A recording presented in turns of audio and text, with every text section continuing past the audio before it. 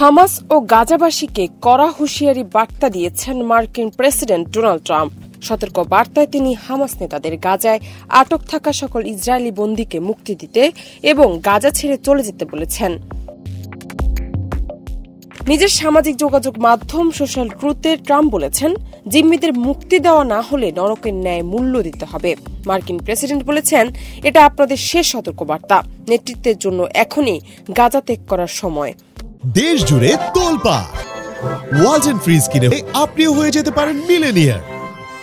এছাড়া ট্রাম্প লিখেছেন, গাজাবাসীর জন্য একটি সুন্দর ভবিষ্যৎ অপেক্ষা করছে, কিন্তু যদি আপনি জিম্মিদের ধরে রাখেন তবে তা নয়।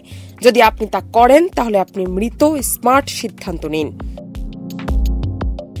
এর আগে ইসরায়েলি প্রধানমন্ত্রী বেনিয়ামিন নেতানিয়াহু সতর্ক করেছেন যে বাকি জিম্মিদের মুক্তি না দিলে এর পরিণতি কি হবে আপনারা কল্পনা করতে পারবেন না। নেতানিয়াহুর এমন সতর্ক বার্তার পরেই ট্রাম্পের হুঁশিয়ারি বার্তা এসেছে। মার্কিন রিপাবলিকান এই প্রেসিডেন্টের পক্ষ থেকে এই হুমকিটি এমন এক সময় এলো যখন হোয়াইট হাউস 1997 সালের পর প্রথমবারের মতো মার্কিন ইসরায়েলি বন্দীদের মুক্তি এবং গাজা যুদ্ধের অবসানের জন্য হামাসের সঙ্গে সরাসরি আলোচনার বিষয়টি নিশ্চিত করেছে। এদিকে গাজা ভূখণ্ডের উপর অবরোধ জারি করে রেখেছে ইসরায়েল। এতে সেখানকার ফিলিস্তিনিরা দিনে দিনে ক্ষুধার্ত হয়ে পড়েছে, কারণ ইসরায়েলের অবরোধ খাদ্যের মূল্য ব্যাপকভাবে বাড়িয়ে দিয়েছে এবং খাদ্য সংকটের সৃষ্টি করেছে। বিশ্ব খাদ্য কর্মসূচি সতর্ক করেছে, তাদের স্টকে যে খাবার রয়েছে তা 2 সপ্তাহের কম সময়ের মধ্যে শেষ হয়ে যেতে পারে।